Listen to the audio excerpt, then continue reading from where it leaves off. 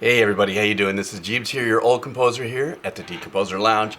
And this name apparently came up enough where I thought I had already done one on Arch Echo, but I just looked and I hadn't.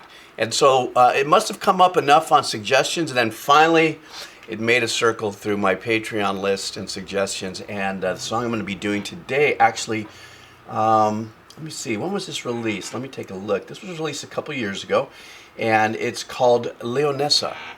So I look forward to this quite a bit. I looked up really quick on the Google what their genre was. So it's kind of a prog fusion rock, super coolness kind of stuff, and I'm feeling that today on a Tuesday, along with my nice cup of coffee. All the links are down below if you want to support the channel. Let's do this. All right, this is Arch Echo. Name of the track is Leonessa. All right.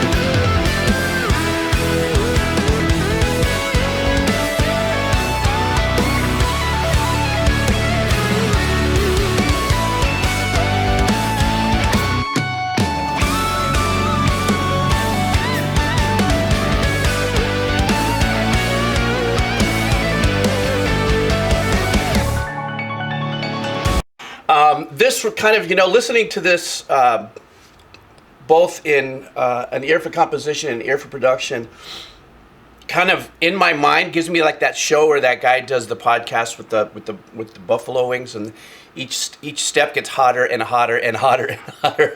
And I mean that in only the best way possible.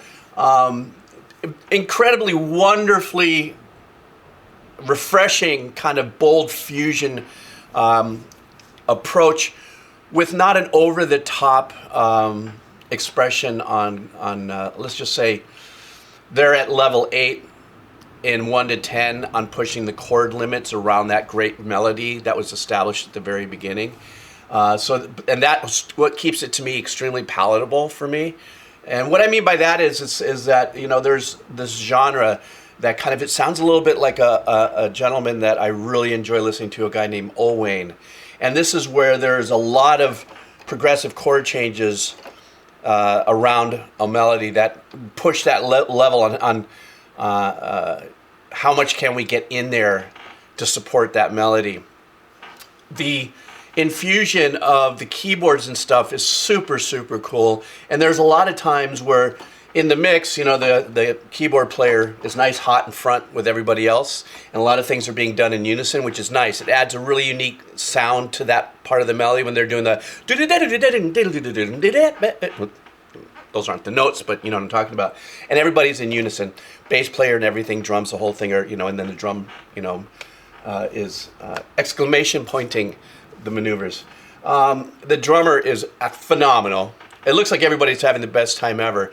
And like I said, I love the fact that with the keyboards, even during the melodic section, which you might consider the verse, there's just some light playing in the background, very light ambient work while the guitar player is maneuvering the melody. But in the second half of that, the melody jumps up like plus 10 fire damage along with all the other arrangements. So they gave us this nice mellow opening and an intro to the melody. Then I might consider maybe a first verse or section.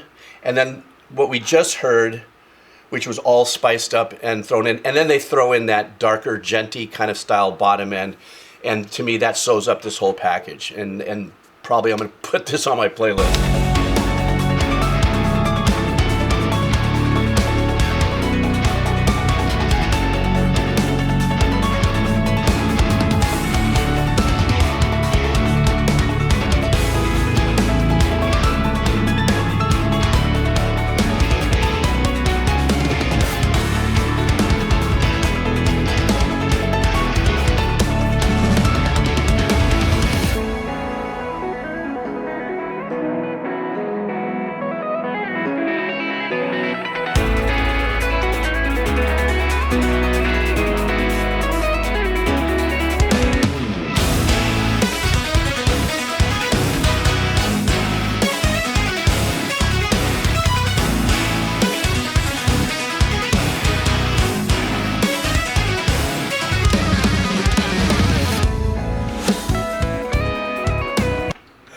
All right, I'll get us back to get into this gentleman's solo in a second. But it's just amazing where I just find the most joy for some reason is listening to these chord changes that have these huge intervals in their voicings and the kind of maneuvers that he's doing in all of his playing. It's like, I don't know how to, it's a modern day Wes Montgomery style of composition or of performance. And also, briefly, I just want to say the piano player, that last section we just heard, reminded me very much of the style of pianist Bruce Hornsby, which was just, it's a particular style of playing. He was, Bruce Hornsby, if you don't know who he is, a jazz fusion pianist. But he had a very unique, there was pop stuff that he did that he was, been made well aware, the Bruce Hornsby Band, obviously. But there's a certain style of playing that I really, really vacillated towards, and what he's doing right there is absolutely wonderful. Okay, let's go back and give this guy some legit space to get into his solo here.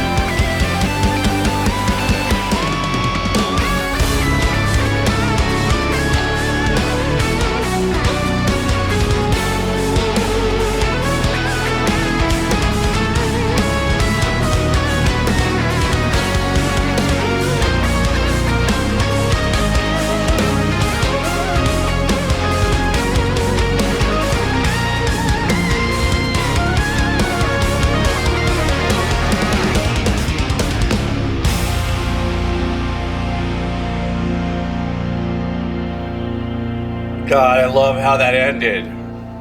Oh, more. if this brand bug arrangement was actually is not part of the ending, it should have been. That was super cool. So one other thing I want to say about this, all these musicians are just phenomenal. It's just, for me, it's just great to watch. Even though I know it's a video, these guys will nail it probably without a doubt as spot on as we're hearing it.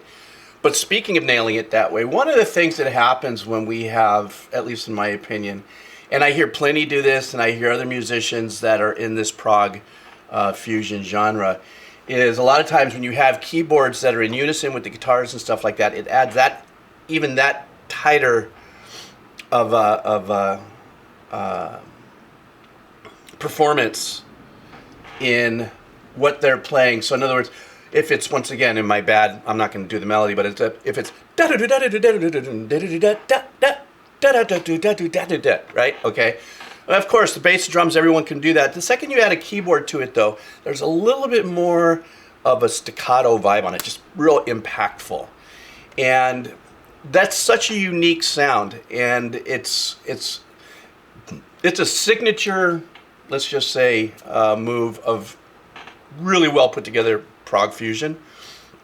Another thing that was really good about this, that I loved about this, is the assigned tones within the music, within the band. So in other words, during the heavier, gentler, kind of chuggier stuff that was going on, the keyboard player is using this kind of sizzly analog digi vibe, but is almost 2 octave higher than the low gent, right? So you got the bass, you've got the gent guitar, and there would be another octave that's where the melody or the lead line is being played, and then another octave higher with this very wide, fat, synthy sound that's on top of all of those.